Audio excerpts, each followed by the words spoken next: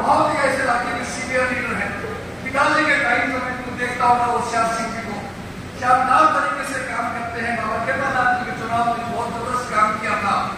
पिछले कई सालों से आप इंडियन नेशनल लोकदल जुड़े रहे, वरना हमारी हुई इनका कि इन्होंने आज कांग्रेस पार्टी के नाम छापा है, कांग्रेस के अंदर बढ़ा रहे हैं। ये भी टिकट के दावेदार थे, कोई बात नहीं भाई, मुझे टिकट नहीं मिली, हम आपका साथ देंगे और पूरे जिले के अंदर मदद कर रहे हैं और आपके बिल के साथ साथ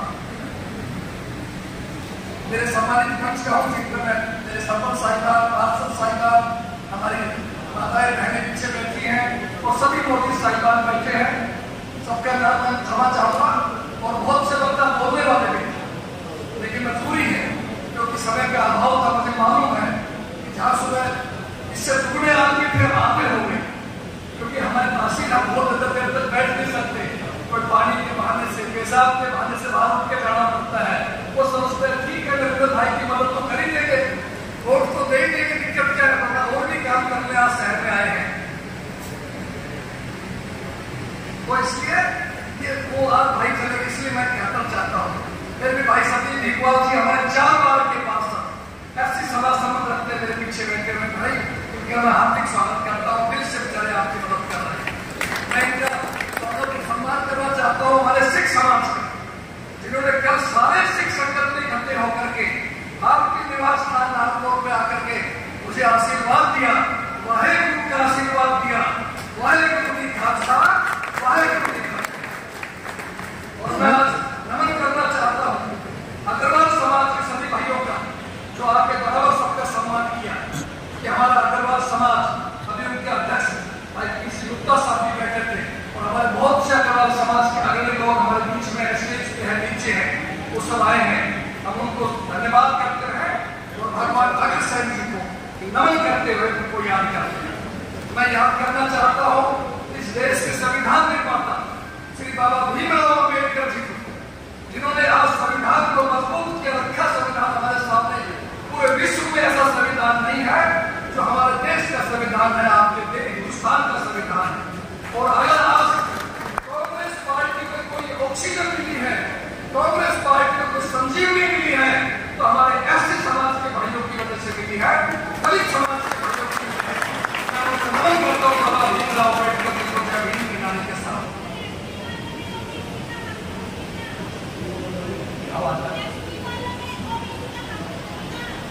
अच्छा, और हमारे बीच में वाल्मीकि समाज के भाई आए, वो भी अपना आशीर्वाद दे करके गए। हमारे बीच में बहुत सैनिक समाज के भाई आए, मैं उनका भी दिल से धन्यवाद करना चाहता हूँ।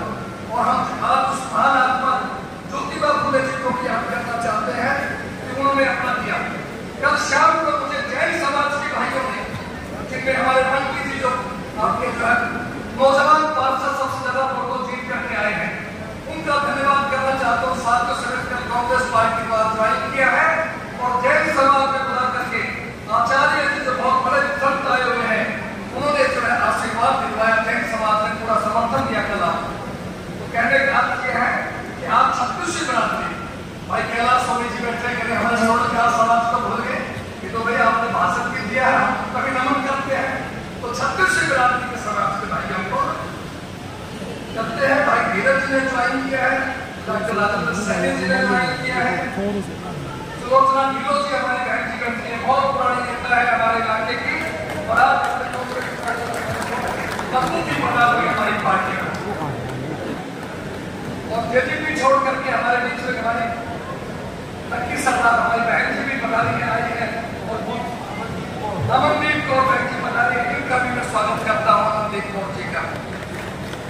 बुजुर्गों साथियों, आज आप सब लोग जो आए हो अपने भाई को, अपने बेटे को आशीर्वाद देने के लिए आए और आपने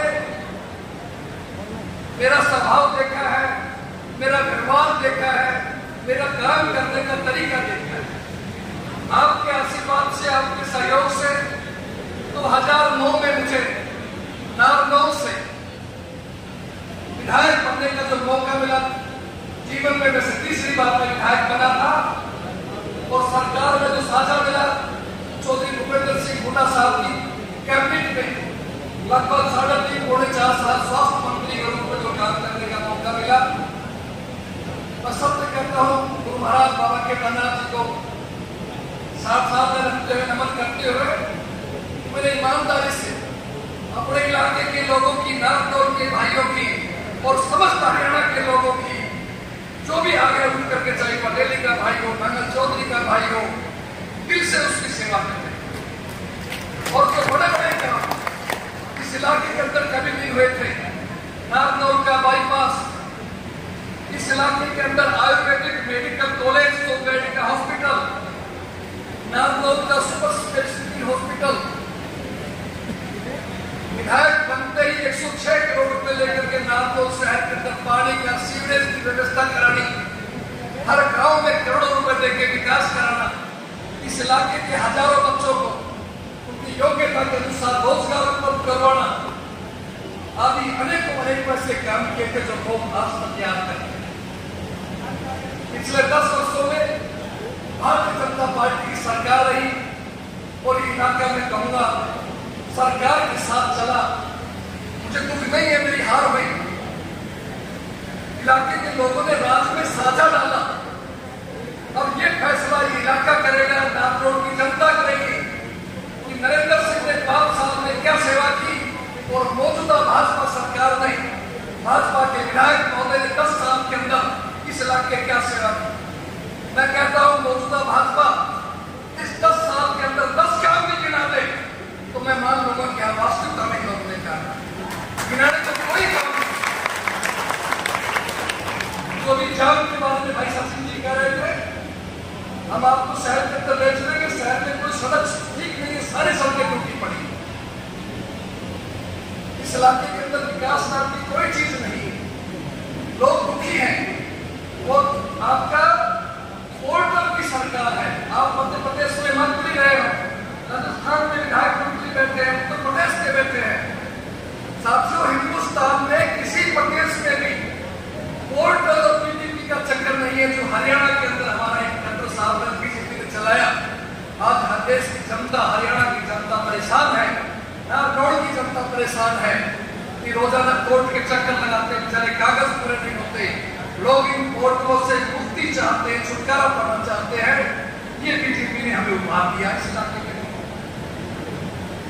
तो ये आपके सामने रहा, किसान का बेटा, गरीब का बेटा मेहनत करके फौज में भर्ती हो जाया करता था।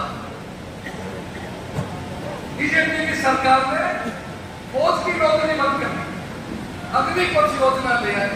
भाई तुम्हें क्या तकलीफ थी तो हम सेना को जवाब देना चाहते हैं, तो पहली सेना पूरी हुआ करती क्या? अरे आज घर घर के अंदर हमारे फौजी भाई बैठे हैं, देश की सेवा करके आए हैं, घरों से कहते हैं हम एक्स फौजी हैं। और न भगवान ना करे कोई भाई शहीद हो गया तो पूरा गांव गर्व करता था, माँ बाप गर्व करते थे कि मैं शहीद का बाप हूं, शहीद के हम गांव के रहने वाले। इन लोगों ने फौज की भर्ती बंद कर दी। किसान को क्या वायदा किया था, आप याद कीजिए कि किसान की आमदनी हम दुगनी कर देंगे। 2022 तक आमदनी दुगनी नहीं हुआ, खर्चा दुगना हो गया, कर्जा दुगना हो गया किसान का, और किसानों के 700 किसान शहीद हो गए बॉर्डर के ऊपर। आप जानते हैं ये सब चीज भाई मैं कहना चाहता हूँ कि खाना नहीं खोलना चाहिए, किसने गलती करी है।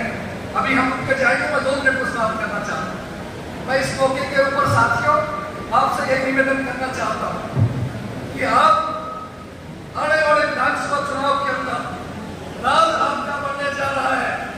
ये सर्वविदित है, 100 में से 90 आदमी कहेंगे, 95 आदमी कहेंगे कि राज कांग्रेस का बनेगा।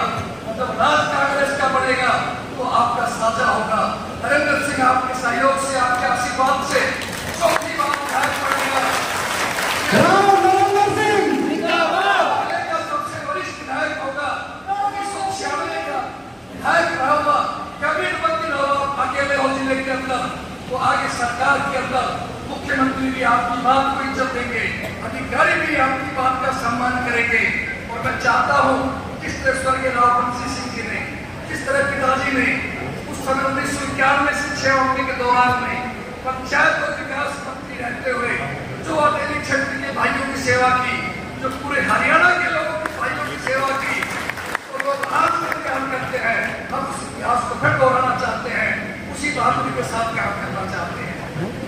के भाइयों का मैं दिल से धन्यवाद करना चाहता हूँ।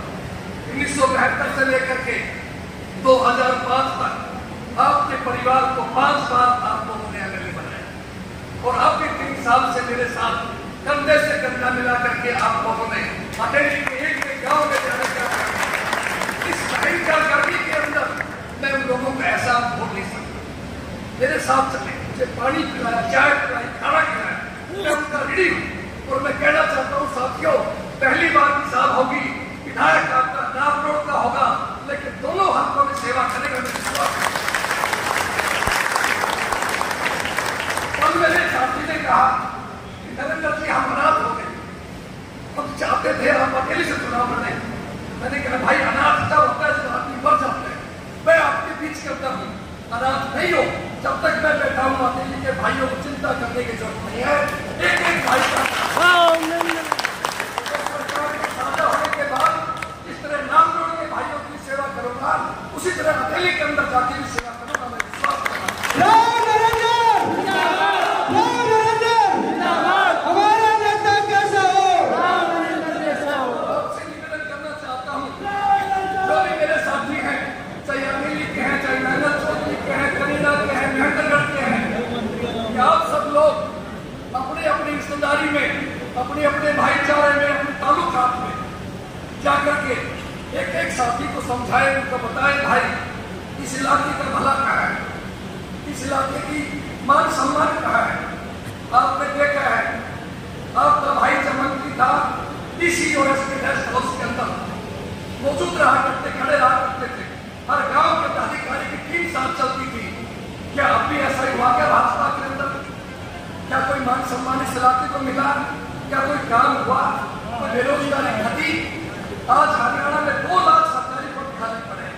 हमारी सरकार में हमारे नेता चौधरी भूपेंद्र सिंह हुड्डा जी, हमारे प्रदेश अध्यक्ष आदरणीय उदय भान जी ने ये वायदा किया है, संकल्प किया है कि सरकार बनते ही सबसे पहले 2 लाख सरकारी पदों को हम भर्ती करेंगे।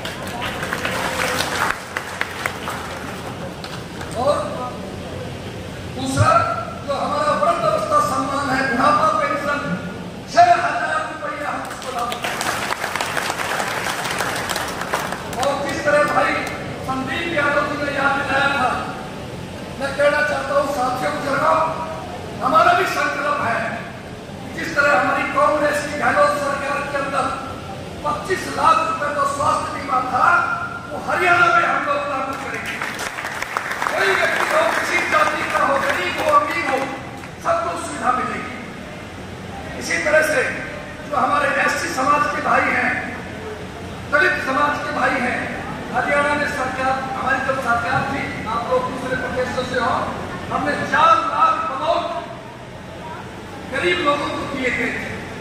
मौजूदा बीजेपी सरकार ने 10 साल में एक भी प्लॉट नहीं दिया। हमने वायदा किया है सरकार आने के बाद दोबारा 100 गज के प्लॉट देंगे और प्लॉट के साथ में 3.5 लाख रुपए की लागत से 2 कमरे, रसोई और बाथरूम बना कर दिया जाएगा, ताकि गरीब आदमी को परेशानी नहीं। इसी तरह से साथियों, इस बीजेपी की सरकार ने बहुत बड़ा नुकसान किया हमारा। अपन लगभग तो बैठे हैं, क्या तो एससी समाज के या बैकवर्ड समाज के लोग बैठे हैं, तो बैकवर्ड समाज के भाइयों का जो क्रीमी लेयर था, वो क्रीमी लेयर कांग्रेस के टाइम में 8 लाख था, बीजेपी ने कम करके 6 लाख रख दिया। और उस 6 लाख में उपलब्धियां भी जोड़ दी, पेंशन भी जोड़ दी। तो किसी बैकवर्ड के भाई का सर्टिफिकेट नहीं बना, बच्चों का दाखिले का हो, चाहे नौकरी में साझा नहीं मिला। हमारी पार्टी की घोषणा है आपकी सरकार बनने के बाद 10 लाख रुपया हम इस राशि को बढ़ा के करते, ताकि हर व्यक्ति को सम्मान मिले और इस इलाके के भाइयों को अन्याय हुआ उसको दूर हो सके। इसी तरह जो सफाई कर्मचारी है गांव के अंदर, ग्रामीण चौकीदार है, मनरेगा के नेट है, वो कच्चे हैं, उनको पक्का किया जाएगा। ये हमारी पार्टी का फैसला है। और जन विरोधी जो पोर्टल है, जन विरोधी पोर्टलों से भी लाइनें खत्म कर देंगे, तो पाड़ के फेंक देंगे।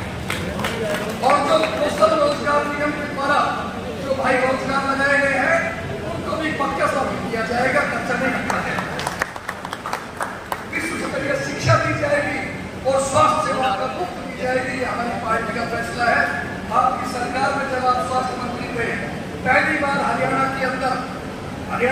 के बाद में 4 महीने मेडिकल कॉलेज बनाए गए थे। मेवात में मेडिकल कॉलेज बनाया, सबसे पिछड़ा इलाका था। करनाल में कल्पना चावला के नाम से बनाया गया। इसी तरह से आपका गोहाना के भरतपुर से मेडिकल कॉलेज बनाया गया। रोहतक यूनिवर्सिटी को विश्वस्तरीय यूनिवर्सिटी बनाई गई। तो ये हमने काम किया। शिक्षा के अंदर बहुत बड़ा शिक्षा का हब खोला गया। और भाई गरीब आदमी की बिजली बहुत महंगी हो गई है। आपकी पार्टी का फैसला है, राज बनने के बाद 300 यूनिट बिजली फ्री दी जाएगी। और राजस्थान की तरह जिन भाइयों ने किया था ललित जी और बेटे जी, 500 रुपए में गैस का सिलेंडर की व्यवस्था की जाएगी। ये आपकी बात। हर गरीब आदमी को पीला राशन कार्ड दिया जाएगा। और सरकारी भाई, कर्मचारी भाई बहुत दुखी है आज की डेट में। उनके साथ बड़ा अन्याय हो रहा है। इसलिए उनकी मांग है कि ओपीएस लागू किया जाए। तो हमारी पार्टी का फैसला है, सरकार बनते ही कलम से पहला कोई काम होगा तो ओपीएस लागू करेंगे। किसान भाइयों के लिए लड़ाई लड़ी थी। हमारा वादा है किसान को एमएसपी के ऊपर सर्वाधिक भाव की हमारी पार्टी गारंटी देगी। हम इसका भाव किया जाएगा। नशा मुक्त, अपराध मुक्त हरियाणा फिर से बनाएंगे। और साथियों, पदक पाओ पद पाओ। हमारे हरियाणा में एक स्कीम थी, साहब आप लोग दूसरे प्रदेशों से है कि हमने जो नौजवान खेलों में 90 दर्जे का नंबर लेता था उनको हमने डीएसपी लगाया। तो नीचे आया उसको इंस्पेक्टर लगाया। हर कैबिनेट मीटिंग के अंदर हम लोग उनको देते थे। तो दोबारा से इसीलिए आज आप कहीं पढ़ते हो कि हिंदुस्तान के अंदर अगर 50 मेडल आए हैं तो उस 50 मेडल के अंदर 30, 35, 40 मेडल हरियाणा के। तो इसीलिए होती है कि हमारे नौजवानों ने मेहनत करते बहुत भागदौड़ करते हैं। इस सरकार ने स्कीम बंद कर दी, इसलिए दिक्कत है, दोबारा उसको लागू करेंगे। और हरियाणा को भाई फिर से नंबर 1 हरियाणा बनाएंगे, ये हमारा भाई। और हम नारनौल को और अतिथि को नंबर 1 बनाएंगे, ये आपसे कहना चाहते हैं। अपने जिला मित्र का नंबर 1 बनाएंगे, ये आपको विश्वास दिलाना चाहते हैं। अंत में आपसे निवेदन करते हुए